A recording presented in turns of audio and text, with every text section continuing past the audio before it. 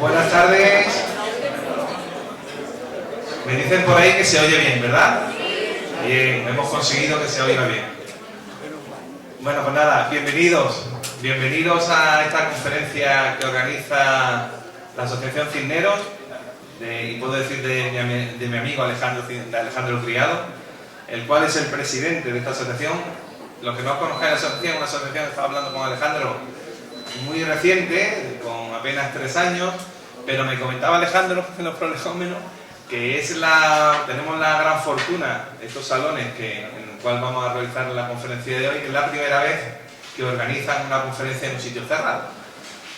Se creó prácticamente con la pandemia y siempre ha sido al aire libre, por motivos como todos sabemos, y hoy hemos tenido la gran suerte de reunirnos aquí en el día de hoy para escuchar esta gran conferencia. Yo creo que sin más, voy a ceder la palabra a Alejandro, que es el presidente y el que va a presentar a nuestro ponente, y sí que va a dar un par de pinceladas de lo que es la Asociación Cisneros, que lucha por el patrimonio cultural e histórico de España, y creo que es mejor que él que nos explique esos fines y sobre todo a lo que hemos venido todos a escuchar aquí, a nuestro querido amigo y profesor, y me ha tirado mucho de la oreja, Paco Moyano. Bueno, pues muchísimas gracias. Pues muchísimas gracias, presidente del Casino de Marbella. La verdad que estoy encantado de estar aquí. Mi agradecimiento al Casino de Marbella, siempre me han tratado muy bien. Comentábamos antes que el año 2005 yo presenté aquí mi tesis doctoral con un aforo parecido a este, no tan amplio, y nos trataron muy bien y tengo un muy buen recuerdo.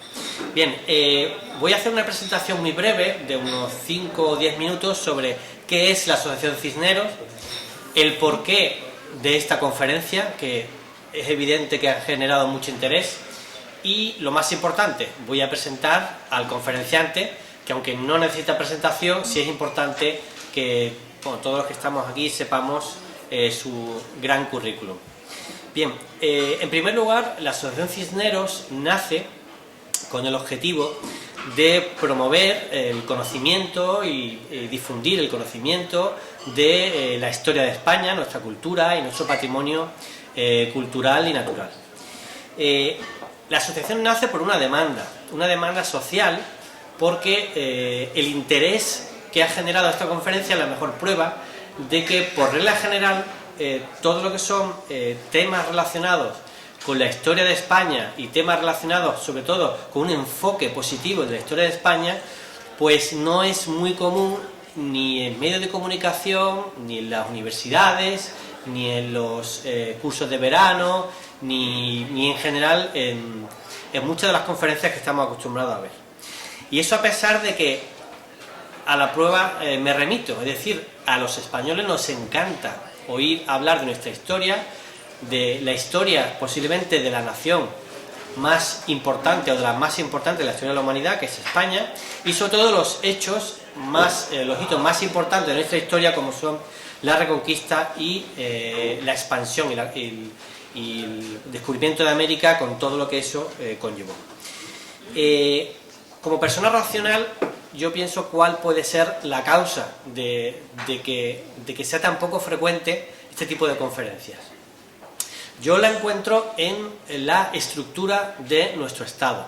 La estructura del Estado actualmente, aunque la Constitución diseñó un Estado a medio camino entre el Estado unitario y el Estado federal, actualmente nuestro Estado es a medio camino entre un Estado federal y un Estado confederal. De las 17 comunidades autónomas, prácticamente 12 se consideran nación. Es decir, desde Andalucía, Extremadura, por supuesto Valencia, es decir, casi todas las comunidades se consideran nación. Claro, con ese enfoque, con esa estructura jurídica y esta estructura de Estado, es comprensible que no se frecuente este tipo de conferencias y no se hable pues de nuestro gran pasado, un pasado del que la verdad pues todos nos podemos sentir muy orgullosos. En cualquier caso, cuando lo público falla, el pueblo español siempre aparece y la iniciativa siempre aparece. En este caso, en esta asociación, y en Marbella, por ejemplo, tenemos otro caso de una asociación muy interesante que se llama Fernando el Católico, que es la que organiza pues la representación en la época de la feria, el día 12 de junio, pues representa lo que es la reconquista y toma de Marbella. Bien, ¿cuáles son nuestras actividades normalmente? Lo primero, conferencias. Hemos organizado conferencias la mayoría por Zoom, la mayoría también en el Hospitalillo, en el Cortijo Miraflores, al aire libre por la cuestión del COVID.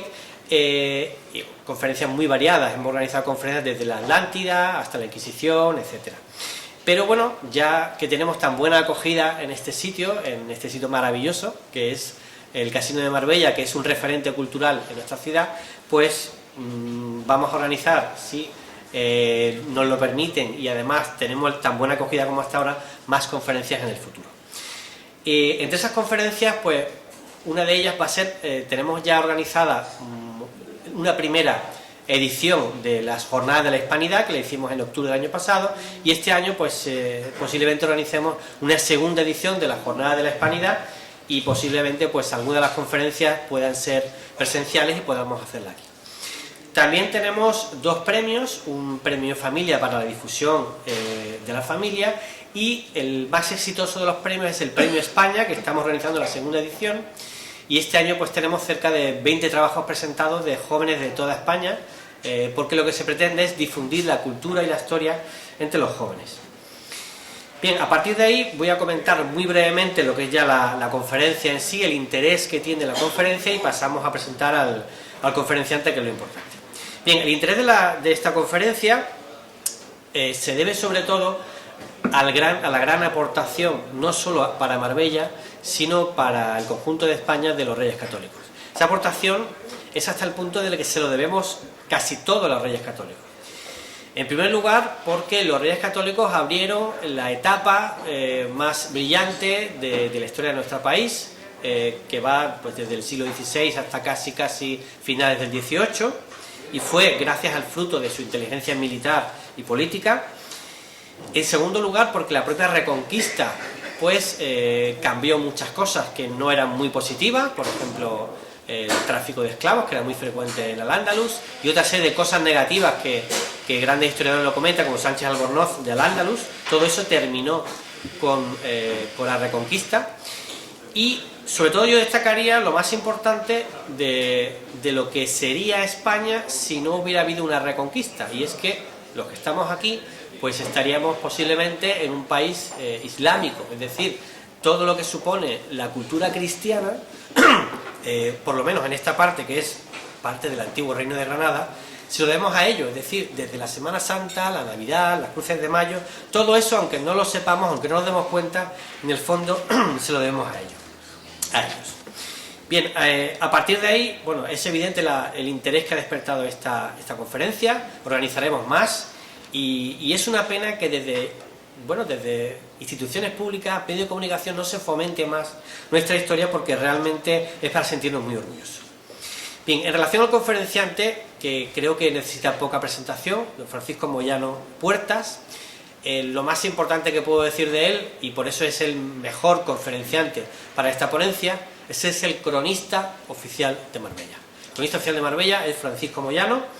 Él es diplomado en Magisterio, licenciado en Derecho, licenciado en Filología y Letras, y licenciado en Comunicación Audiovisual.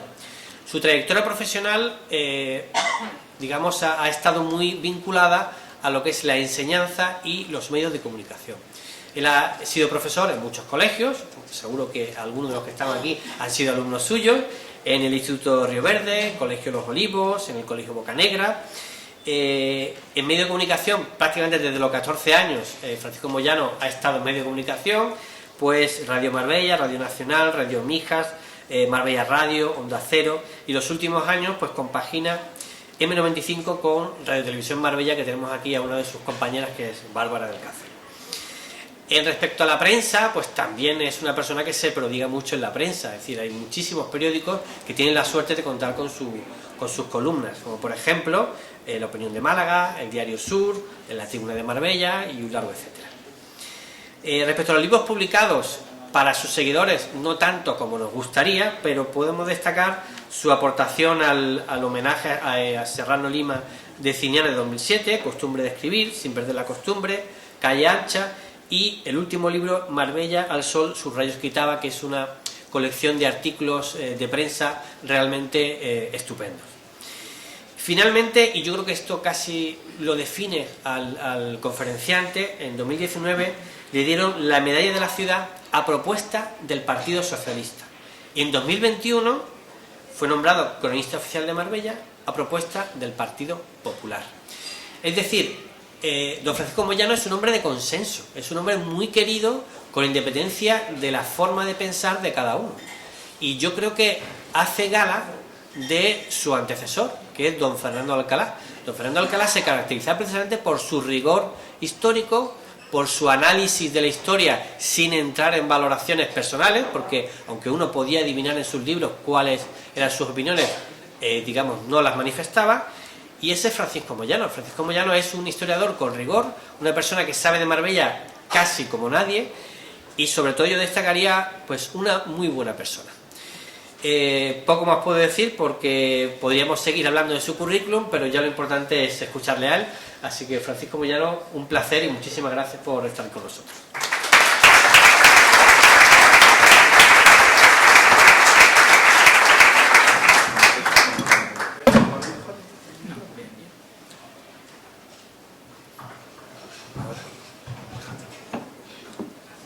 Buenas tardes.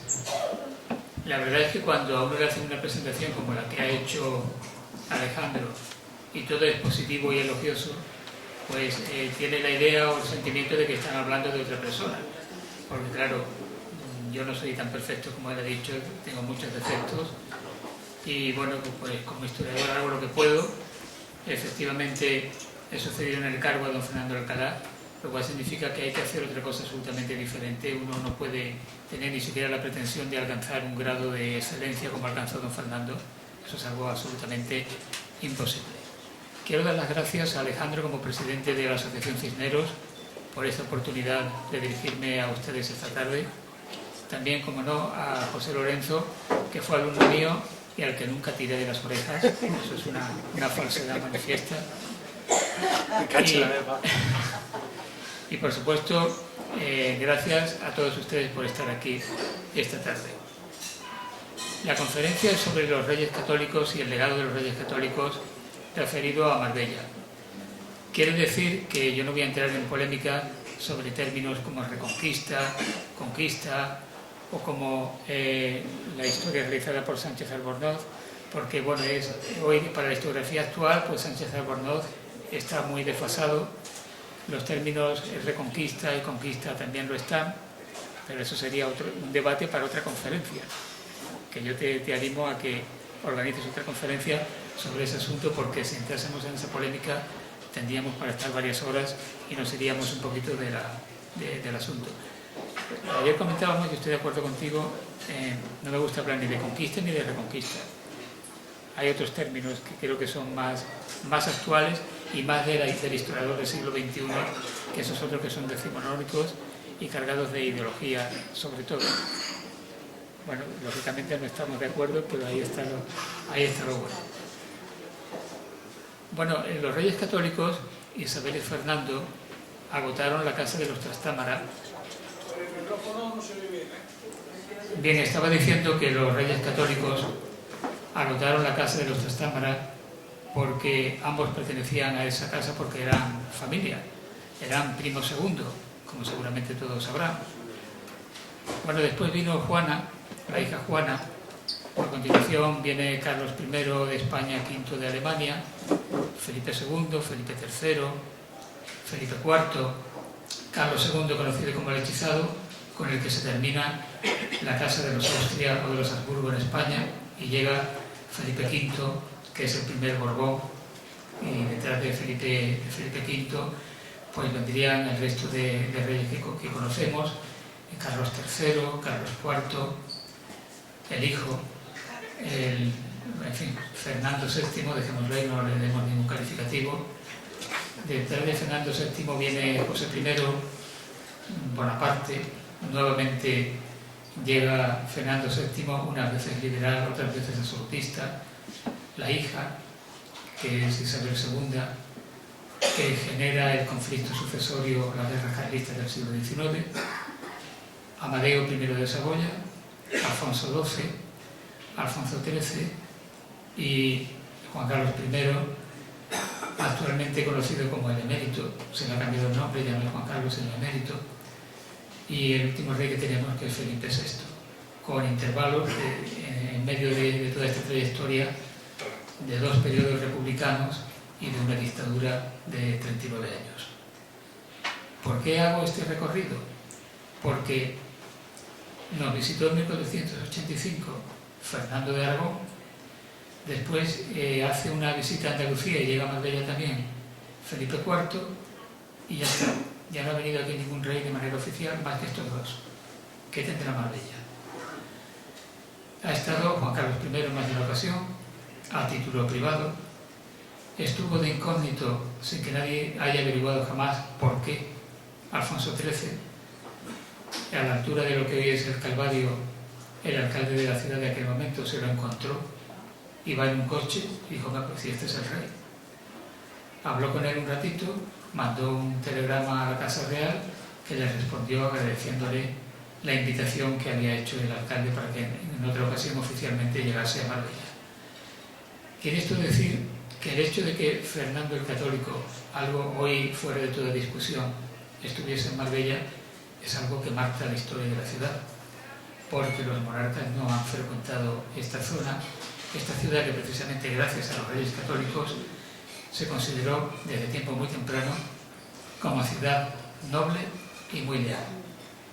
Dicho esto, y si queremos hablar de lo que es el legado de los reyes católicos, hay que fijarse un poco en cómo fue la toma de Marbella, o bueno, si utilizamos la terminología que he dicho, pues la reconquista de Marbella. No hay ningún problema. Lo cierto es que en 1485, aquella primavera, fue muy fructífera dentro de la guerra de Granada, porque los reyes, de manera nada pacífica, sino por sometimiento bélico, se hacen con Boín, con Cártama y con Ronda. Evidentemente Ronda era el bastión más importante, y lo hicieron pues valiéndose de toda la ofensiva armamentística que tenía el ejército de Fernando y de Isabel, que era un ejército nada desdeñable, puesto que utilizaban, por ejemplo, lombardas o bombardas, que eran los antecedentes de los cañones, que no es que tuviesen una precisión muy alta, pero que destruían de manera indiscriminada, y sobre todo eso lo resaltan todos los cronistas de la época y posteriores, creaban un estruendo, un ruido tan tremendo que amedrentaba, de manera que era el propio ruido era ya otro arma bélica de gran poderío, y que podía lanzar estas bombardas, pues lo que llamaban pelotas, o lo que eran piedras o proyectiles, que podían llegar a pesar incluso 25 arrobas. Si tenemos en cuenta que una arroba son 11,5 kilos, pues ya era un ejército que contaba con 1.500 carros para llevar el armamento, con mucho personal especializado, como ingenieros, personal especializado en proyectiles, etcétera, para que aquello funcionase debidamente. Además, había nada menos que 12.000 jinetes, una sección a caballo que eran 12.000, 80.000 peones, que era el ejército de a pie, los soldados de a pie, y también, aparte de estas cifras, me puedo decir lo que cité anteriormente, 1.500 carretas o carros para transportar todo el material bélico. El rey decide intentar que Marbella no tenga necesidad de un asedio o de un ataque directo, sino mediante un intercambio epistolar pedir a los marbellíes que se rindan o que capitulen. Responden en sentido afirmativo desde la ciudad de Marbella, aunque no todos los que tenían que decidirlo se encontraban en ese momento en la ciudad. Pidieron un tiempo prudencial para que llegasen. En última instancia decidieron que sí, que se iban a someter. Pero ni el rey se fiaba mucho, ni los marbellíes musulmanes, con Abunuza, que era el alcaide de la ciudad, confiaban tampoco demasiado en el rey. De manera que el día 2 de junio de aquel año 1485, los musulmanes de Marbella envían una nueva carta al rey, bastante más larga, que la recoge textualmente Hernando del Pulgar en sus crónicas, donde pues piden encarecidamente al rey que le garantice una serie de derechos elementales, que el que se quiera quedar se pueda quedar, que puedan conservar sus bienes o que puedan venderlos. En fin, ahí hay nuevamente un intercambio epistolar que conduce a que el 8 de junio de 1485 se firmen las capitulaciones de Marbella y los lugares de Montemayor y de Cortes. Y unos días después se firman de las alquerías de Marbella, o las alquerías que formaban la denominada Tierra de Marbella. El día 11 de junio, festividad de San Bernabé, no es el rey quien entra en Marbella, sino uno de sus capitanes, que es don Pedro de Villandrando, al que nombraría el primer gobernador de la ciudad. El rey, precisamente temiendo alguna emboscada o que la cosa no saliese muy bien, en lugar de tomar el camino directo desde Ronda a Marbella, da un rodeo por Arcos de la Frontera, por Gibraltar, por toda la costa, y llega a Marbella, lo recoge su crónica Hernando del Pulgar, lo recogen otros autores posteriores, e incluso la historiografía oficial del entonces Reino de Aragón también recoge el día 15 como cuando el rey, la fecha en que el rey entra en Marbella. Y se produce en ese momento ese hecho que tiene lugar, según la tradición y parece que también la historia, en la cruz de Humilladero, del sometimiento, de la humillación del rey ante Dios, ante el altísimo agradecimiento que la ciudad se hubiese sometido por capitulación sin derramamiento de sangre. Aunque esto es discutible, porque en un principio se piensa que realmente quien se humilló fue el gobernador o el alcaide musulmán de la ciudad, y que se humillaba ante el rey. Esto se deducía de la sillería de la Catedral de Toledo, donde aparece la toma de Marbella y está el rey a caballo y el alcaide con vestimenta musulmana, pues de rodillas delante. Una obra de Mateo Alemán que, ya digo, está en la Catedral de Toledo. Posteriormente se ha interpretado como que no era realmente una humillación del sometido al soberano, sino que era del propio rey. Puede que fuese realmente de esa manera, pero siempre hay la duda. Posteriormente, y parece que el rey permaneció en la ciudad por lo menos 2 días, que fue el día 17 cuando levantó el Real, en Río Real o en el Real de Zaragoza, y marchó hacia Fuengirola, posteriormente a Mijas, incluso a Churriana. Antes de marcharse de la ciudad, pues dejó como gobernador a don Pedro de Villandrando o Villandrado, que de las dos maneras aparece, y además, pues como era el día de San Bernabé, a partir de ahí surge el que San Bernabé sea el patrón de la ciudad. Según el historiador Ildefonso Marzo, el rey Fernando recibió el homenaje de 10 lugares de la denominada Tierra de Marbella.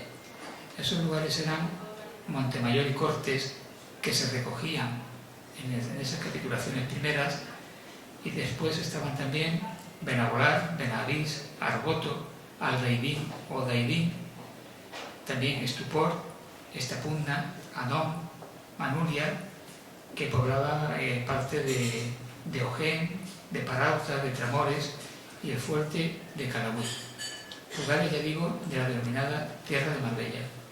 La doctora en Historia Catalina Urbaneja ha estudiado profundamente todo lo relacionado con la Tierra de Marbella, porque esa fue su tesis doctoral y está publicado, es un libro que yo recomiendo mucho. Bien, esta unidad, digamos, de la Tierra de Marbella permanece hasta que Felipe IV concede autonomía o jurisdicción propia. Felipe IV, no, Felipe V, concede la jurisdicción propia a Estepona.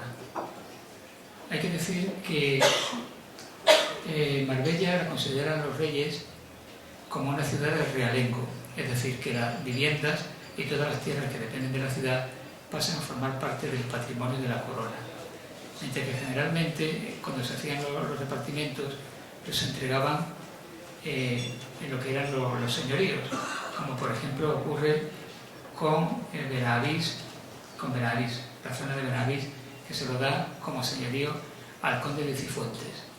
Y ahí pues hay cierto enfrentamiento entre los mudéjares que habían permanecido en Marbella, en la tierra de Marbella, y el propio conde de Cifuentes. Porque claro, interpretando las capitulaciones, las condiciones que el rey imponía a los musulmanes, pues prácticamente no se podían quedar en la ciudad. Lo más normal es que abandonasen la ciudad, porque podían o bien quedarse en las alquerías o en el traspaís, o en el hinterland, como de cualquier manera lo podemos llamar, de la tierra de Marbella, es decir, en lugares, como los que hemos mencionado anteriormente, en esas alquerías, que tenían que estar a una legua de profundidad hacia el interior, en toda la franja costera. No podía haber ningún musulmán que estuviese más cerca del mar que esa distancia que acabo de decir. Esto era una medida de seguridad, porque entre otras cosas era fundamental el contar con que no pudiesen recibir ayudas de ningún tipo, ni por mar ni por tierra, en caso de enfrentarse o de intentar rehacerse con la tierra de Marbella que había sido tomado por los reyes católicos. Hay un dato muy curioso que lo recoge Hernando del Pulgar en su crónica, y es que como la reina se había quedado en Córdoba, estaba embarazada, se encargaba desde allí de la intendencia o de que no faltase para un ejército tan numeroso como el que acabamos de decir anteriormente, no faltasen provisiones. Pero ocurrió que hubo un temporal muy fuerte y las provisiones no llegaron ni para poder alimentar a los caballos ni a la tropa. Un grave problema realmente. ¿Cómo lo solucionaron? Pues comiendo palmitos. Había tal cantidad de palmitos en toda la zona de Marbella, de la tierra de Marbella, dice Hernando del Pulgar, palmitos y otras hierbas. No sabemos muy bien qué otras hierbas son. A mí en cierta ocasión, hablando con don Fernando Alcalá, me dijo que podían ser espárragos o tagarninas, que son hierbas que aquí se dan mucho.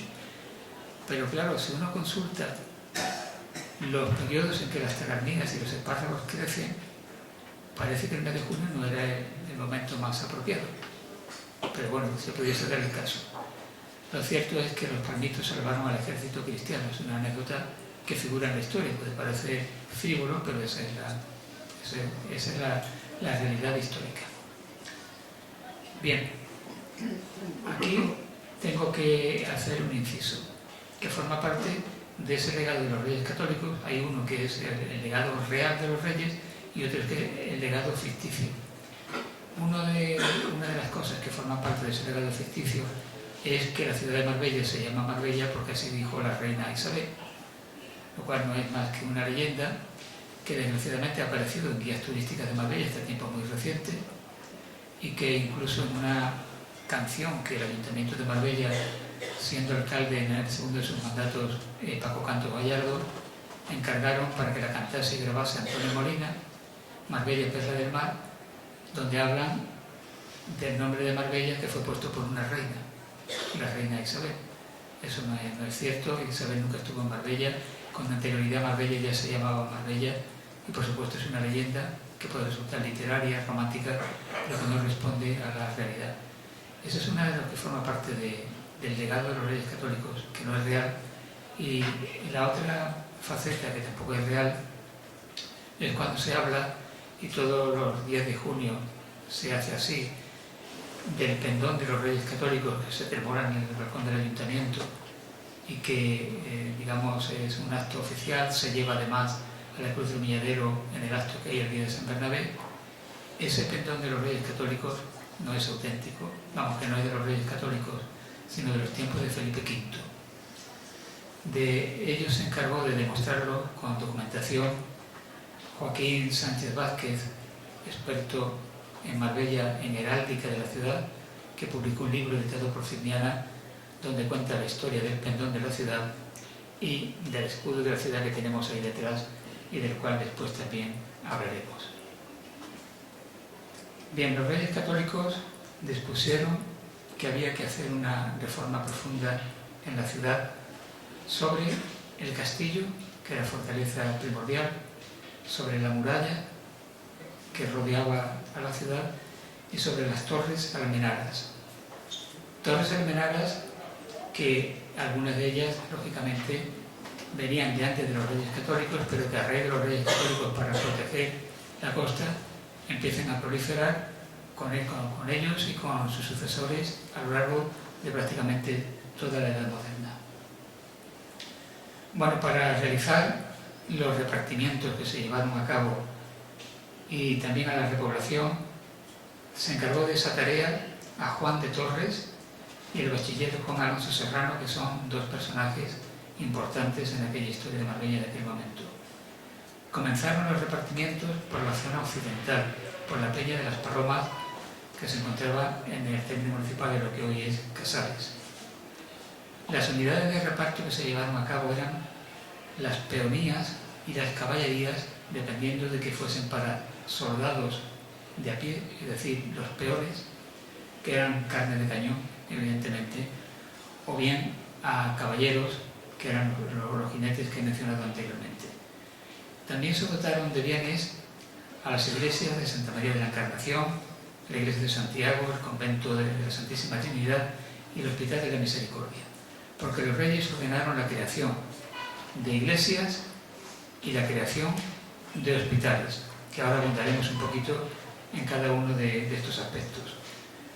Porque claro, plantear una conferencia como esta, llamándola el legado de los reyes católicos, es una auténtica osadía, porque habría que estar aquí dando una serie de 14 o 15 conferencias para poder adentrarnos en cada uno de los aspectos del legado, por lo cual estoy un poco a salto de matas y pergeñando algo rápido que espero que sea mínimamente entendible, por lo menos. También al ayuntamiento le concedieron como bienes propios pues lo que se llamaba monte de llevar bellotas, es decir, donde se cultivaban bellotas, donde se producían bellotas, y los pastos de la tierra, de la falda de la sierra. Todo eso pasó a ser bienes propios de la ciudad de Marbella. Era aproximadamente unas 6.000 fanegas. Quien sepa la medida agraria de la fanega, que equivale, pues se puede hacer una idea que era mucho territorio, y donde, según los historiadores de aquella época, había más de 250.000 árboles, muchos de los cuales desaparecen en el siglo XIX, cuando los altos hornos de la siderurgia del Ángel, de la fábrica de abajo y de la fábrica de arriba, necesita precisamente de madera y de hacer carbón para que funcionasen, y ahí parece que es lo que termina con ese bosque enorme que había en estos bienes propios del Ayuntamiento de Marbella. También se reserva los beneficios que parten de la alhóndiga que existía, que se creó en Marbella, es decir, el almacén de grano, el peso, las tiendas, los baños, y más adelante también las rentas de la lavanduría y saladuría del pescado, porque en esta época se ve que en Marbella había un sector pesquero importante, sin que Marbella nunca haya sido ni el pueblecito ni la aldea de pescadores que se ha dicho, pero sí hubo un sector pesquero que para esta época lo recoge con datos. Por ejemplo, Nicolás Cabrillana, en su libro El siglo de oro en Marbella, que es otra obra que también recomiendo. La población, porque ya hemos dicho que la población marbellí, la población musulmana que había poblado la ciudad hasta entonces desde hacía siglos, de una manera o de otra tuvo que irse, porque muchos permanecieron, que en los mudéjares hubo una serie de rebeliones de mudéjares, como por ejemplo en 1506, y hubo un momento en que hubo una orden que todos los que habían permanecido, es decir, los mudéjares, tenían realmente que convertirse al cristianismo, y ahí surgen los moriscos, y bueno, los moriscos pues hay enfrentamiento continuo con la corona. De manera rápida pues diré que hay una serie de conflictos con los sucesores de los reyes católicos que terminan pues por la expulsión definitiva de lo que ya empezaba a ser España, o por lo menos la corona hispánica. Porque claro, si hacemos un análisis, que no es el caso, que no podemos hacerlo, de lo que es la Hispania romana, el reino visigodo con capital en Toledo, la corona española, lo que finalmente conocemos como España, es que son entes y conceptos diferentes. No podemos meterlo todo en un batiburrillo porque entonces no se entiende bien cómo ha transcurrido la historia de lo que hoy es efectivamente España. Y cuando se dice que los reyes católicos son los artífices de la unidad de España, no se entiende muy bien a qué unidad nos estamos refiriendo cuando hablamos de eso, pero no puedo abundar porque eso sería motivo también de otra conferencia. Bien, la población o repoblación de la ciudad de Marbella se produce de manera proporcional entre los diversos estatutos sociales. Hay una cuarta parte de la población que son soldados y caballeros. Esto es muy importante para asegurarse, además, soldados y caballeros que tuviesen armas y los caballeros que tuviesen caballo. Esto porque es una manera de asegurarse pues precisamente eso, la seguridad de la ciudad en caso de algún conflicto o de algún tipo de invasión o de ataque desde el mar. Otra cuarta parte era para los mercaderes, los oficiales y los negociantes, es decir, el sector económico del negocio, por así decirlo. Otra parte para los hombres de la mar, constituido a su vez, podemos decir, por dos tipos de estatus sociales. Uno que eran los armadores y otros que eran los denominados marengos, es decir, propiamente los pescadores. Y es muy curioso cómo se hacía... bueno, mira, el himno nacional no lo he puesto. Ahora marcha de banda sonora bastante adecuada. Y otra cuarta parte de la población que se destina a Marbella son los agricultores. Ha habido historiadores que han analizado este tipo de reparto en la repoblación y lo han clasificado como clasista. Puede que lo sea efectivamente, pero bueno, eran por necesidades de la época. En un comienzo, la repoblación de los primeros tiempos estaba formado por 275 vecinos. Esto era en el año 1487 o 1488. En 1490 había descendido entre 220 y 230 vecinos y se acrecienta entre 1506 y 1508 y vuelve, digamos, a descender debido a una serie de epidemias que se producen. Cuando hablamos de vecinos y decimos 275 vecinos, no son 275 habitantes, es que se censaba el cabeza de familia, con lo cual se establece una especie de índice demográfico que hay que aplicar para saber qué población más o menos. Ese índice demográfico va entre 3,5 y 5. No sé cuál es el que habría que aplicar para Marbella, pero bueno, ya digo, estos 275 habría que multiplicarlo por lo menos por 3,5 y eso nos daría la cantidad aproximada de habitantes que podía tener Marbella en aquella época. En un trabajo de investigación que se llama Mercedes Reales en Granada anteriores al año 1500, el profesor de la Universidad de Granada, Ladero Quesada, recoge las mercedes que se otorgaron en Marbella, recopiladas por Benito de Vitoria en cumplimiento de una carta que le habían mandado los Reyes Católicos del 18 de noviembre de 1499 y que se conserva en el archivo de Simancas.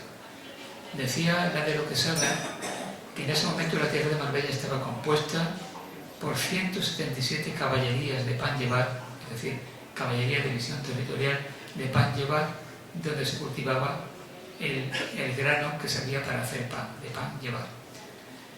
33 aranzadas de tierra de secano. La aranzada es también una medida de superficie que según, no en todas partes de la península ibérica tenía la misma superficie y que iba, pues creo que entre como los 2.700 y los 3.500 metros, dependiendo de metros cuadrados, dependiendo del lugar.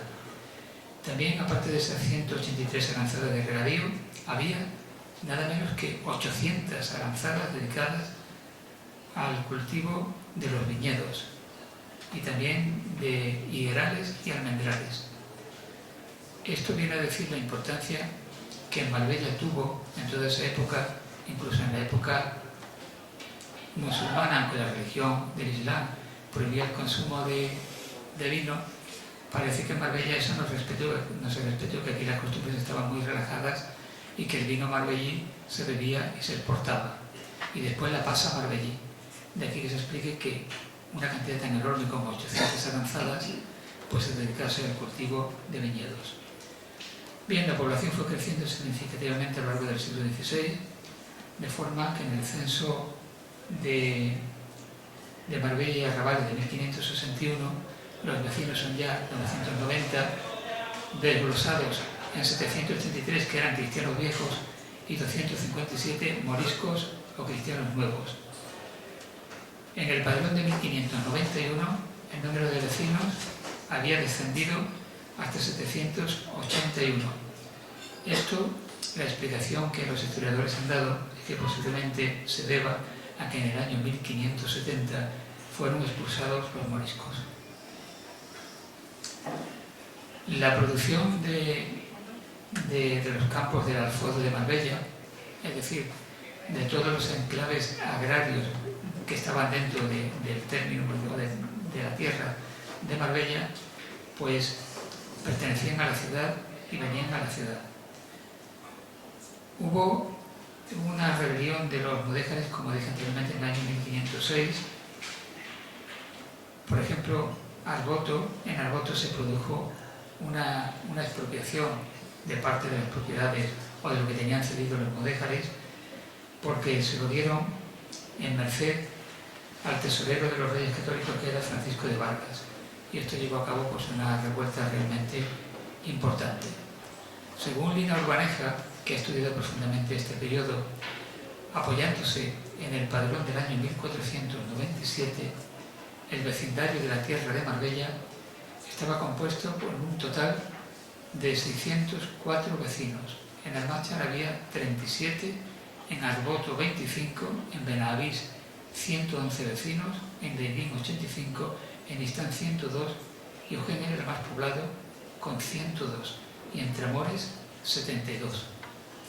Bueno, esto puede resultar un poco monótono, pero da idea de cómo la ciudad de Marbella, constituida ya administrativamente como ciudad por los Reyes Católicos, con el título de noble y muy leal ciudad, desde aquel momento ya era ciudad con una población respetable que en nada responde al cliché de la aldea o pueblecito que tantas veces se ha repetido.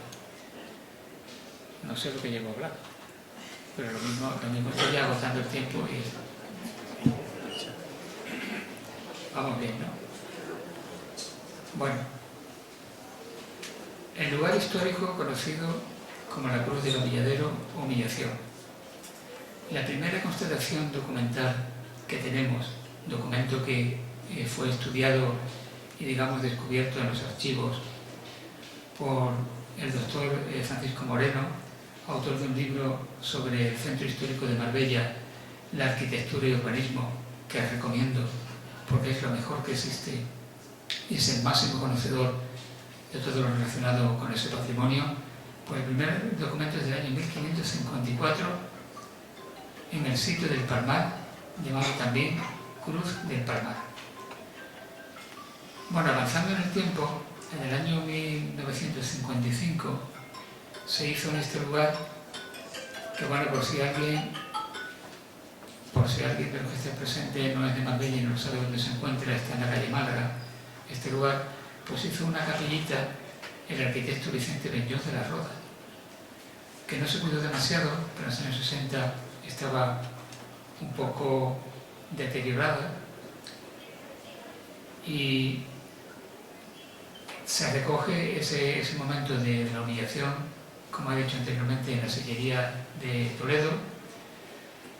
Junto a esta pequeña ermita también los Reyes Católicos crearon la ermita de San Cristóbal y de San Ramón, En la mitad de los 60, siendo alcalde de la ciudad Antonio Lizarza, una vecina que se llamaba Remedios García, propietaria de un solar lindante con la cruz, escribió al ayuntamiento comunicándole que iba a construir en ese solar y exponía la solución, según ella, para poder mantener en su lugar la cruz, algo que realmente fue aceptado por el ayuntamiento y el lugar permaneció como tal. El proyecto del arquitecto municipal fue el que se llevó a cabo y el costo para hacer aquella obra fue esta señora quien tuvo que pagarla, esta señora llamada Remedios. En los años 80, cuando era delegado de Acción Vecinal y presidente de la Comisión de Calidad de Vida, José Pernilla Calderón, se encargó a un artesano del metal, que era Antonio Clemente Nieto, nacido en Guadalajara, y que tenía su taller en la calle Castillejos, y había trabajado en Ibiza y en Casares. Se le encargó la restauración de la cruz del humilladero. Él reprodujo en metal esta sillería de la Catedral de Toledo, hizo una cruz, que es la que actualmente hay, que mide 1,20 m de altura, 12 centímetros de anchura y 7 de fondo, realizada en chapa hueca y con las soldaduras de una serie de motivos alegóricos. Por ejemplo, en los brazos aparece la salida del sol por el mar y la puesta por la concha. Al pie de la cruz está el escudo de la ciudad, el mar y el sol cayendo a plomo. En la parte de arriba aparece un mapa con las autonomías. Precisamente decía el artesano que lo hizo para que en un futuro se sepa el momento histórico en el cual se hizo la restauración. Según este artesano Antonio Clemente, el sol aparece como si estuviera crucificado, el sol crucificado o clavado en Marbella. Aparecen también alegorías de la Santísima Trinidad, algo que iba muy de acuerdo con lo que también habían marcado los reyes católicos desde el punto de vista religioso. Aquella obra de la Cruz del Humilladero costó 390.000 pesetas. Bien, otro legado de los reyes católicos. Ahí tenemos un banderín en color celeste, donde aparece... Lo voy a poner, Paco. Lo voy a poner. No lo sabe bien. Ese es el escudo de la ciudad. Bueno, si uno se fija en el escudo de la ciudad que ahora mismo aparece en los vehículos municipales y prácticamente en todos sitios, no tiene nada que ver, absolutamente nada que ver con ese escudo. El escudo actual es algo minimalista, donde, como uno no conozca la historia, no sabe que hay un yugo y una flecha, que hay, pero es que, bueno, uno dice, ¿esto qué es? Y dice, pues es un yugo. Vale, pues me lo creo. Y esto creo que es una torre. Bueno, eso sí se parece más o menos a una torre, pero nada más. Pero ahora contaremos un poquito de eso, porque el escudo de Marbella se concedió a la ciudad por una real cédula firmada en Barcelona el 3 de noviembre del año 1493, solicitada por el representante de la ciudad, Juan de Gavira. ¿Qué concedieron los reyes? Pues concedieron armas e insignias y también, bueno, para ponerlo en el pendón de la ciudad, entendiendo como pendón de la ciudad, este blasón que es el escudo. Decía concretamente, esto se recoge en el documento original, lógicamente, lo recoge también Lino Urbaneja en sus obras, lo recoge Paco Moreno, lo recoge Joaquín Sánchez en su libro sobre la heráldica, el texto que decían los reyes. A la mano derecha, como se podía apreciar, bueno, tengo que decir que cuando se habla de mano derecha en heráldica es la izquierda del espectador.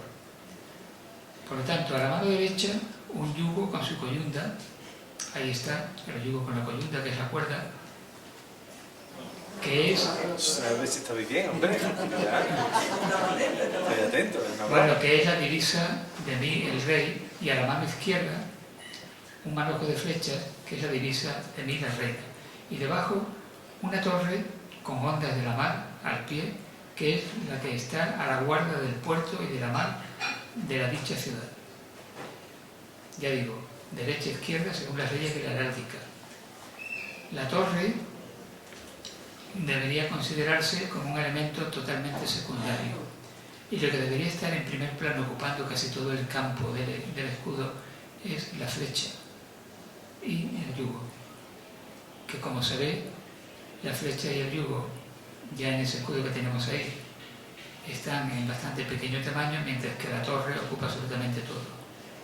La torre, bueno, eso se parece más a lo que debe ser, porque no tiene otra torrecita arriba, no tiene espadaña con campana, que aparece en algunos lugares. No aparece tampoco las letras TM de tanto monta, que tampoco debería aparecer, porque los reyes conceden su divisa del yugo y las flechas, pero no el lema de tanto monta, monta tanto, que sería el TN. Por lo tanto, eso a alguien se le ocurrió ponerlo, pero no aparece para nada en la Real Cédula. Y ahora viene lo que yo decía anteriormente del escudo actual que se utiliza en Marbella. Es que eso es muy discutible. Bueno, por lo menos hay algunos lugares como el Teatro Municipal, donde todavía en el telón, en la parte de arriba, está el escudo pues con torre, con yugos y todo lo demás. Pero en todas las demás dependencias del ayuntamiento, pues no aparece este que hay ahora, que es pues un poquito, ya digo, minimalista. En los sellos que pone el ayuntamiento, por ejemplo en la alcaldía o en los negociados, sí aparece este escudo que hay aquí. Bueno, eso sería algo que se podría discutir, que podría ser motivo de polémica si habría que rescatarlo o no. Otro detalle que me gustaría destacar es que ahí aparece el yugo de flecha, insignia de la reina Isabel. Generalmente en el escudo de Marbella aparecen 5 flechas, como en ese, pero puede ir desde 5 hasta 11. Hay uno de los tiempos de Vázquez Claver, creo que es, donde aparecen 11. O uno que diseñó siguiendo la cédula Fernando Alcalá, me parece que es donde aparecían también 11 flechas, pero bueno, eso es lo de menos. Bien. Otro aspecto que podemos tratar, lo de la Plaza Mayor de la ciudad, o plaza pública, conocida actualmente como Plaza del Ayuntamiento, que también fue ordenada a abrir por los Reyes Católicos en el año 1487. Y esto se sabe, por ejemplo, por una merced concedida a Nuño de Villafaña para construir un horno precisamente en la plaza pública a principios del siglo XVI, con lo cual está diciendo pues que ya la plaza existía en ese momento, o sea que se había abierto. Aunque como destaca Paco Moreno en su obra sobre el centro histórico, aparte de la apertura de la calle Nueva y de la apertura de esta plaza pública, casi nada más se modifica en el centro histórico de Marbella, y la mayoría de las calles que conocemos en ese maravilloso centro urbano que tenemos, o casco antiguo, pues prácticamente están igual que en los tiempos de los Reyes Católicos, y reproduciendo el entramado urbano de la ciudad marbellí o de la ciudad musulmana. Es curioso este aspecto, que quizás de ahí que nuestro casco antiguo se haya conservado también, que tengamos un casco antiguo que es prácticamente único. Bueno, podríamos hablar más de la plaza, pero no lo voy a hacer porque si no, no voy a poder tocar otros aspectos que hay también que mencionar.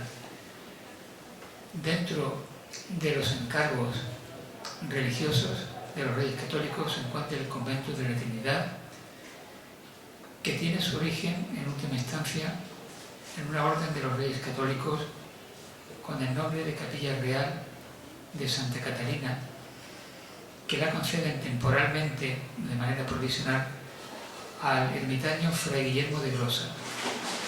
¿Por qué lo conceden provisionalmente? Porque lo que los reyes querían hacer era un convento o un monasterio para dárselo a alguna orden determinada, pero no habían decidido a qué orden se lo iban a dar. Entonces, de momento, ponen esa capilla de Santa Catalina, que se encontraba pues donde ahora están las ruinas del convento de los Trinitarios, entre la calle Viviente y la calle Trinidad, donde está el Colegio Rodrigo Bocanegra, al lado de la Iglesia de la Encarnación. Ahí es donde estaba situado este lugar, donde hubo también un cementerio que posteriormente se demolió gran parte del convento para hacer el primer cine que hubo en Marbella, el cine Ochoa en los años 20, el cine mudo. Después se hizo pues un almacén de esparto del patronato que creó del patronato Virgen del Carmen que creó Monseñor Rodrigo Bocanegra, en fin, que queda muy poco del convento de los Trinitarios. En el año 1500, Fray Guillermo lo entregó a la Orden de los Trinitarios, respetando la voluntad de los monarcas. Es verdad que se dice que ya se había iniciado en otro lugar, que no era ese, en la construcción del convento de los Trinitarios, pero que se paralizó porque se consideró que Marbella era una ciudad demasiado pequeña para tener un monasterio de esas dimensiones. Eso es algo que está por contestar todavía, si fue así o no.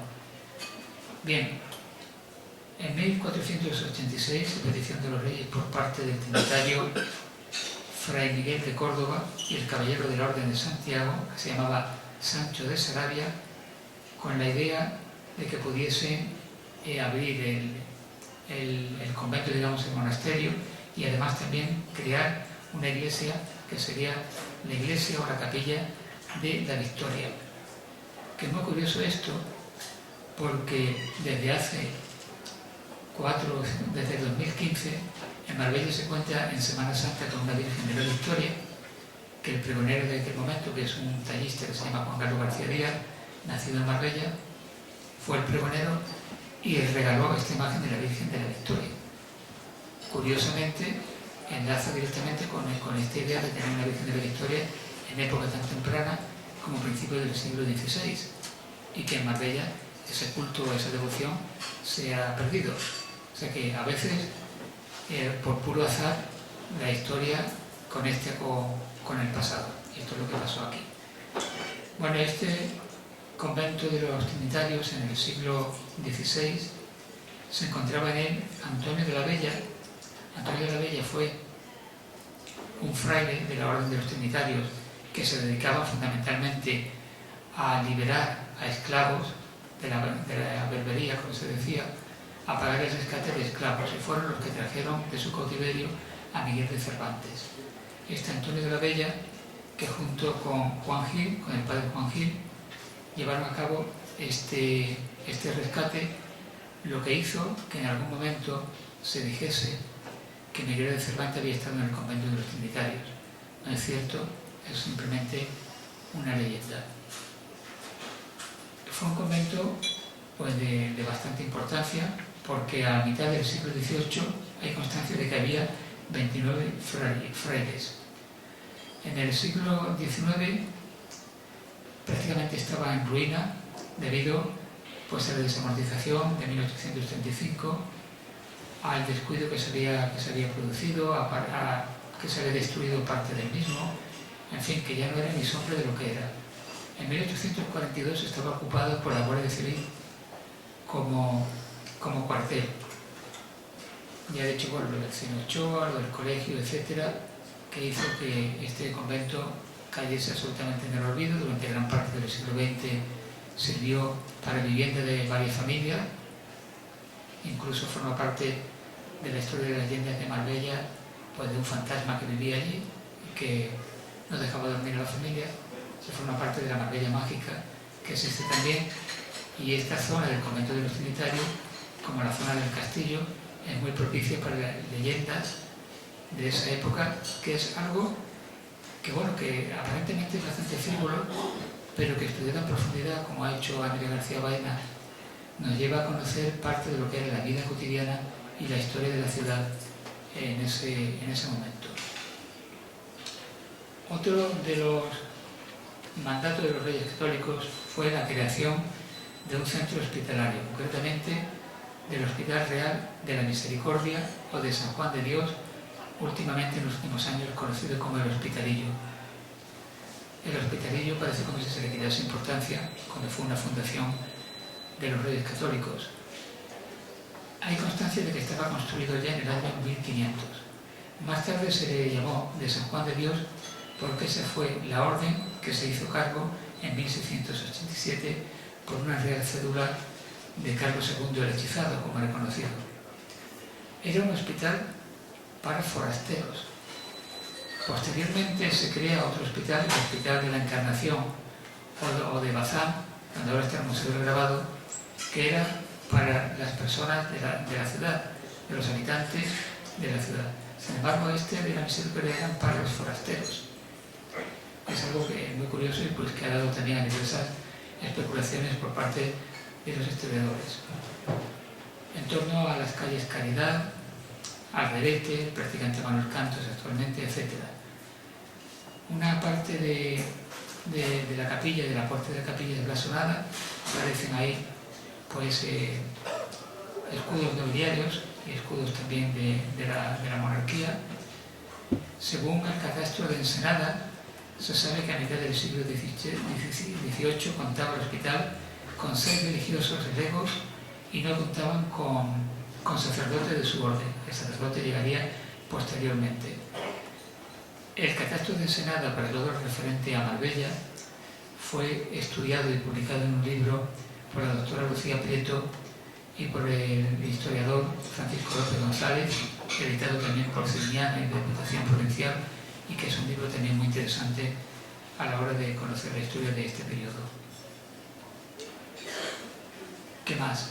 Bueno, este hospital estuvo en activo con algunos tiempos de abandono, pues prácticamente hasta los años 70, porque en esa época, antes de crearse el primer centro de salud que hubo en Marbella, que es el centro de Leganitos, fue el primero que hubo antes, los médicos de la Seguridad Social atendían precisamente en ese hospital de San Juan de Dios. Que dicen, bueno, pues vaya medios que tenían los médicos en esa época, pues muy pocos medios, esa es la verdad. Anteriormente había sido utilizado como gallinero en los años 30, en los años 40 ya propiedad del ayuntamiento se encargó a Juan Almagro, se llamaba, un artesano de Málaga, la restauración de parte del hospital y de la iglesia de San Juan de Dios. Últimamente, ya en los años 90, se hizo la rehabilitación actual, donde se ha respetado la planta y las dependencias, pero nada más. Quienes conocimos el Hospital de San Juan de Dios en los años 60 y en los 70, no reconocemos a ese hospital en lo que ahora es el Hospital de la Misericordia, el Centro Cultural, pero evidentemente se ha respetado toda la planta, toda la estructura y las dependencias. Este lugar, en el año 1968, cuando se creó la Cofradía de la Pollinica, el alcalde de aquel momento se lo cedió a la hermandad para tener su casa hermandad, y desde allí han estado saliendo hasta hace 2 años que cambiaron el itinerario y salen desde la iglesia de la Encarnación, pero los titulares están allí todo el año, con lo cual se sometió también a una restauración profunda y afortunadamente pues la iglesia se conserva, es un monumento religioso que hay en Marbella, de los mejor conservados, y que forma parte también pues de esas órdenes de creación de iglesias en Marbella por parte de los Reyes Católicos. Durante mucho tiempo, cada día 1 de mayo, cada 1 de mayo de cada año, se celebraba una misa por las almas de los Reyes Católicos. Una tradición que se perdió y que en más de una ocasión se ha dicho pues la posibilidad de que se recuperase esa tradición, como se han recuperado otras, ¿no? Y tú mencionabas anteriormente cómo desde hace unos años la Asociación Cultural del Fernando Católico está llevando a cabo una reconstrucción histórica. Pues la verdad es que eso está interesando mucho, que es una manera de que unos estarán más de acuerdo en que se haga, otros menos, pero todo el mundo se pregunta, bueno, ¿y esto por qué se hace? O sea que como no deja a nadie indiferente, pues crea por lo menos la curiosidad. Y ya, aunque simplemente fuese por eso, ya es algo que me parece muy, muy positivo. En el año 1870 este Hospital Real de la Misericordia tenía 15 camas. En 1925 empezó a ser hospital municipal, parece que había 10 camas en aquel momento. También se situaron unas escuelas en un momento dado y también la Guardia Civil estuvo aquí. Y por supuesto, como dije anteriormente, fue un gallinero, y tanto en los sucesos ocurridos a principios de la Segunda República como después del fallido golpe de Estado del 18 de julio de 1936 que derivan de guerra civil. También hay destrucción de gran parte de la iglesia de la Encarnación y de este hospital de San Juan de Dios, esta iglesia, y se destruye prácticamente el archivo de un sitio y de otro, lo cual para investigar esta etapa de la historia es realmente, yo diría que una auténtica tragedia. También se destruyó este sitio, este lugar. Bueno, sí. Bueno, no, pero estaba hablando refiriéndome concretamente a este lugar. ¿Cuánto tiempo llevo? Yo 5 minutos más, si quiere, para que haya tiempo de preguntas, ¿te parece? Bueno, habría que hablar, pero bueno, esto lo dejamos para otro momento porque ya digo que no se puede abarcar todo el legado. La iglesia de Santa María de la Encarnación, que termina siendo la iglesia principal, porque los Reyes Católicos crean, bueno, en realidad lo hace el arzobispo de Sevilla del que dependía, pero por orden de los Reyes Católicos, 2 parroquias. La de Santiago, que la ermita está en la Plaza de los Naranjos, y la iglesia de la Encarnación, por donde quiera que pasaban los Reyes Católicos y tomaban esa ciudad, la ponían bajo la advocación de la Encarnación. Por eso que iglesias de Nuestra Señora de la Encarnación hay en muchísimos lugares, por esto que estoy diciendo. Y por supuesto se hizo también la de Marbella. Bueno, esto habría que hablar mucho, pero lo dejamos ahí. Y sí me gustaría hablar sobre el patronímico de los Reyes Católicos en Marbella, que no ha tenido demasiada fortuna. Lo digo por lo siguiente. Bueno, y se me olvidaba decir esto, por lo menos lo tengo que mencionar, que tenemos al patrón de Ciudad de San Bernabé también debido a los Reyes Católicos, y que hubo en Marbella una desconocida y olvidada iglesia de San Bernabé que Paco Moreno descubrió y que estaba en la zona donde está ahora la plaza de San Bernabé, en la zona sur de la Alcazaba o del castillo. Y que posteriormente San Bernabé, pues se creó la Hermandad de Romero de San Bernabé, que se ha encargado de difundir la imagen y el significado del apóstol, etc.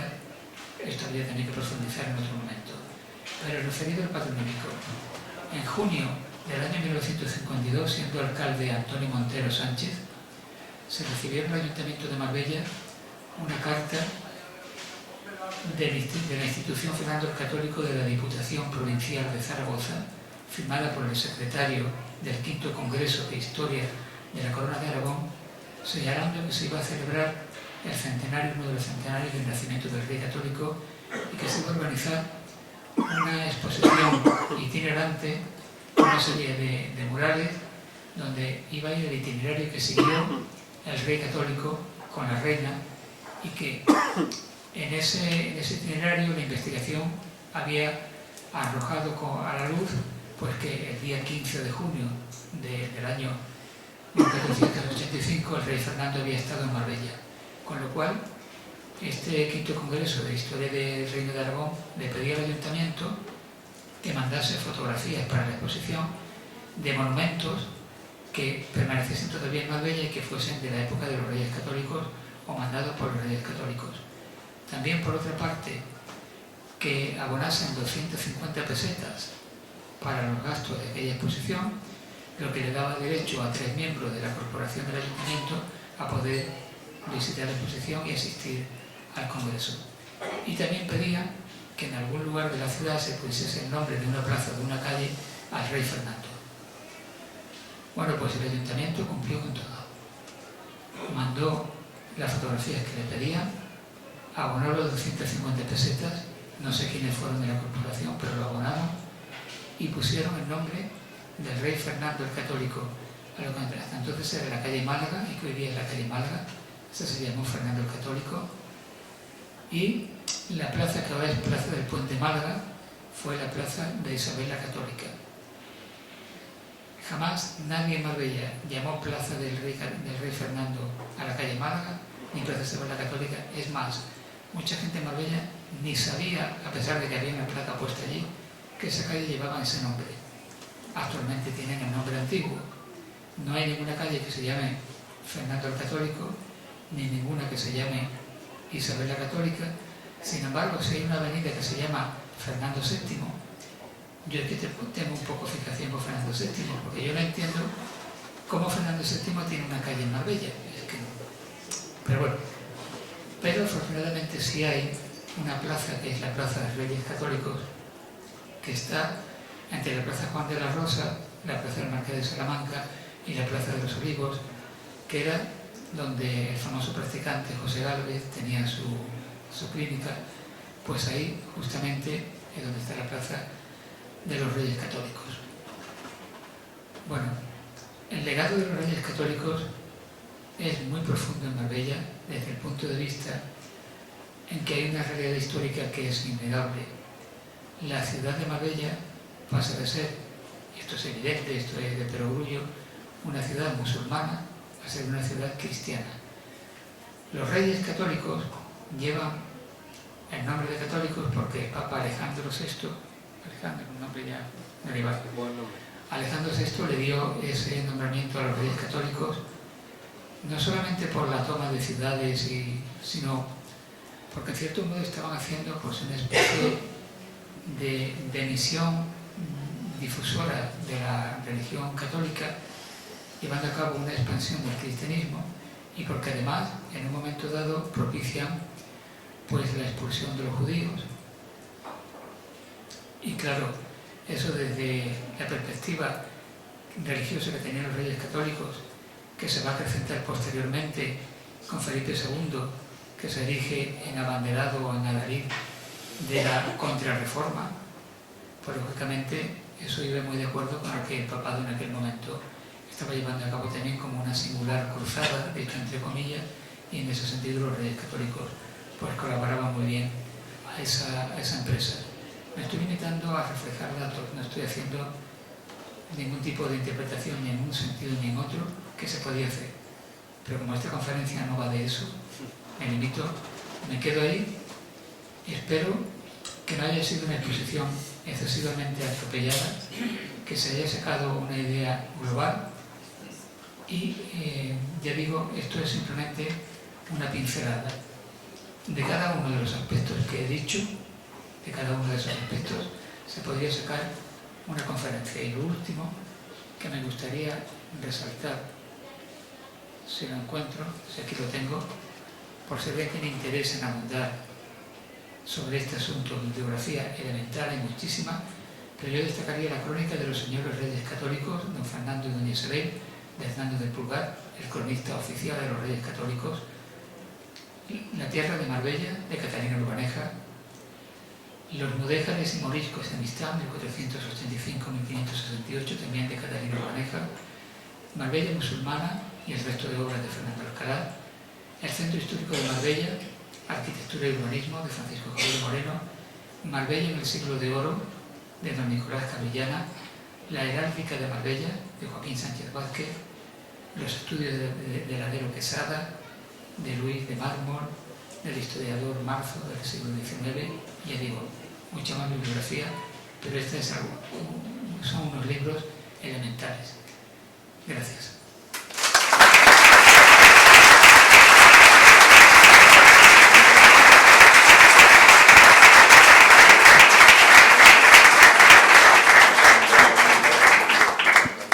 Bueno, muchísimas gracias. La verdad que la exposición ha sido detalladísima. Estoy de acuerdo con él. Creo que de cada uno de los 4, 5, 6 temas que ha tocado, él estaría una hora hablando o más. Yo, lo más interesante que he visto a Francisco Moyano es hablar más de una hora y quedarse corto sobre los cines de Marbella. O sea, el conocimiento que tiene los cines de Marbella. Sí, pero quiero decir que tienes un conocimiento tan profundo de la ciudad que realmente es una joya escucharle. Bueno, yo voy a dar, si os parece, para no hacernos muy largos, unos 15 minutos de preguntas, que yo creo que es donde aquí pues puede hacerse muy interesante la intervención también del conferenciante. Así que si alguien quiere formular una pregunta, pues adelante.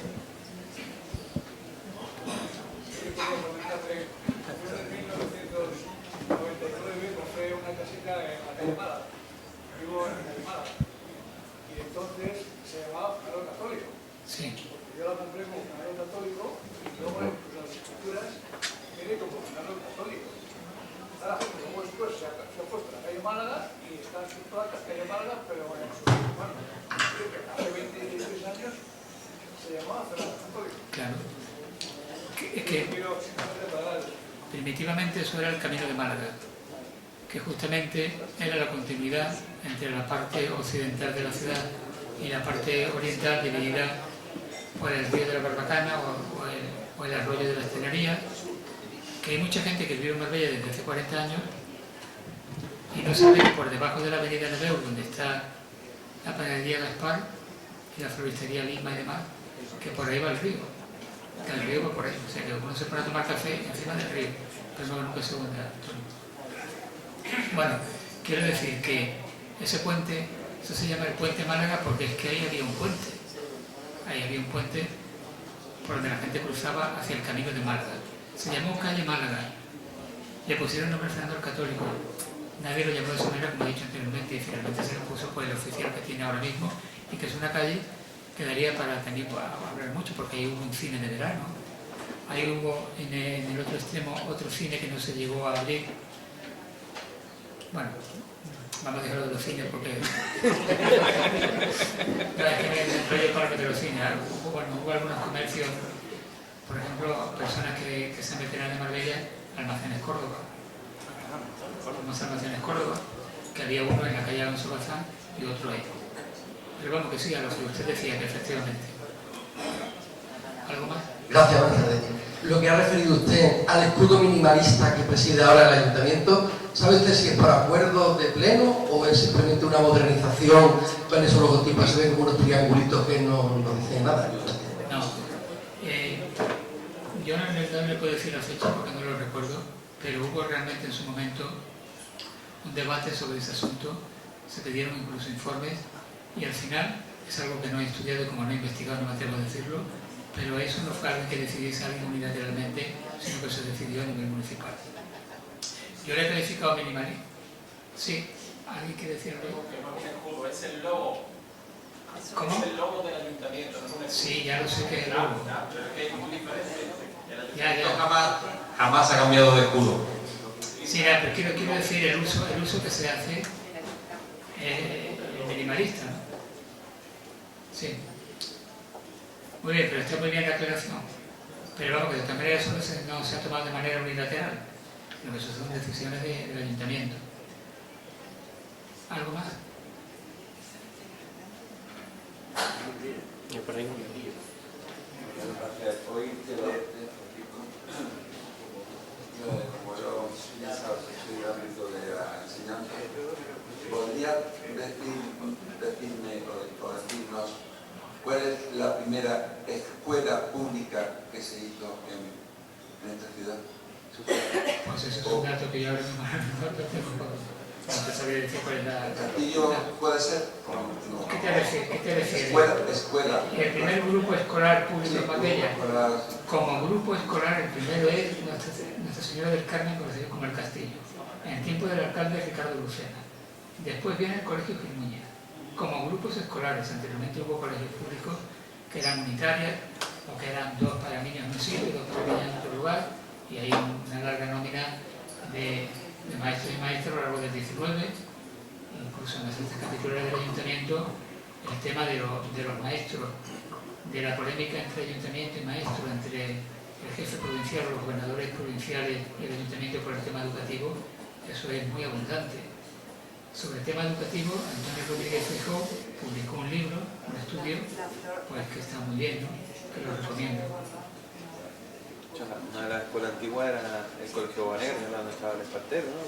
Bueno, el Colegio Bocanegra, el origen es la agrupación mixta parroquial que funda Monseñor Rodrigo Bocanegra, más o menos un poquito más tarde que las escuelas profesionales de María Auxiliadora, conocidas como las monjas. Bueno, pero eso no es una escuela pública. El Colegio Bocanegra no es una escuela pública, es una escuela ahora mismo del Obispado de Málaga, de la Fundación Victoria. Pero en aquellos tiempos dependía directamente de la Iglesia de la Encarnación. ¿Algo más? Por cierto, ya que hablaba antes Antonio Luna también tiene publicado muchísimas cosas sobre toda esta época y sobre todo En Marbella hay dos archivos de referencia, el Archivo Municipal Histórico y el Archivo de Antonio Luna. Y eso es cierto. Y además, una cosa que tengo que decir, es una persona que su archivo particular no lo tiene como algo privativo, uno necesita algún dato y Antonio lo facilita. Y eso quiero decir públicamente porque es de agradecer, porque en el mundo de la historia no todo el mundo tiene la generosidad de compartir los datos. Muchas veces la gente se lo toma como exclusiva. Y en ese sentido tengo que decir. ¿Te puedo repreguntar?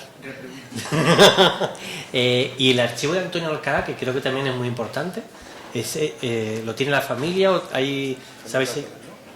Fernando Alcalá, perdón. Hombre, yo sobre el archivo de Fernando Alcalá creo que debe existir ese archivo. ¿Y es amplio como el suyo? No tengo realmente... Hombre, yo creo que sería amplísimo, claro, que sería muy amplio. Pero hablamos un poco, especulamos. Yo no he visto nunca ese archivo, ni tengo constancia de que existe realmente, ni tengo constancia de que no exista. O sea que esa es una especie de misterio que de momento permanece eso, como un misterio. Pero podemos preguntarlo a la familia. A los herederos podemos preguntarlo algún día, a ver si tienen ese archivo o no lo tienen. ¿Qué más? Paco, yo me he quedado con las ganas de escuchar sobre la iglesia de la Encarnación, así que te invito desde aquí, porque llevamos cerca de 2 o 3 años intentando que nuestro cronista venga aquí a hablar de nuestra ciudad. Así que te invito de aquí públicamente a ver si saca un poquito de tiempo y hueco para que una de esas conferencias sea sobre el legado de los Reyes Católicos referente a la Iglesia de la Encarnación, y desconozco desde mi ignorancia si también pertenecería, por la época, que fue por el 1500, lo que es la Casa del Corregidor. Eso es de... La Casa del Corregidor es posterior. Posterior, pero es de 1500 y algo, ¿no? Sí, pero no tiene nada que ver con... Es que ahora mismo no tengo la fecha, no quiero decir una fecha y me equivoco, pero Antonio Luna debe saberlo realmente. Antonio, ¿de qué época es más o menos la Casa del Corregidor? 1500 y algo, sí. La primera no es del Corregidor y la segunda Sí. fue Tania La Plaza. ¿La qué era qué? Fue Tania, o sea, al mismo tiempo que La Plaza. Pero no era del Pero, No, pero según era 1550 y algo, creo, ¿no? de La Plaza. sí, lo que pasa es que hay un desfase, según parece, entre la fecha de una construcción y la otra. ¿Algo más? Sí.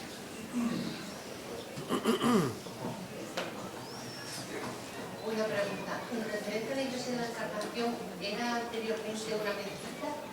Y luego la iglesia que hay en la Plaza de los Naranjos, a mí se me ha llamado la atención la orientación que tiene. Y he pensado que podría ser una antigua mezquita. Vamos a ver. Está desorientada. En los dos hay constancia de que los Reyes Católicos en muchos lugares que tomaron, pues efectivamente sacralizaron mezquitas. También se dice que lo hicieron en Marbella y que tanto la Iglesia de la Encarnación como la de Santiago pues habrían sido erigidas o levantadas sobre mezquitas. Según la persona que más ha investigado este asunto, que es Paco Moreno, no hay seguridad de que eso pueda ser así. Puede que sí, puede que no. Pero todavía pues se necesitaría de mayor rigor documental y contrastarlo todavía más para decir que fuese o no fuese. Se ha dicho efectivamente lo que usted acaba de mencionar de la orientación que tiene, que eso sería propio de una mezquita. Pues es posible. ¿Algún otro dato? ¿O terminamos? Una pregunta más, por lo menos. Bueno, pues ya está. Nada. Ah, pues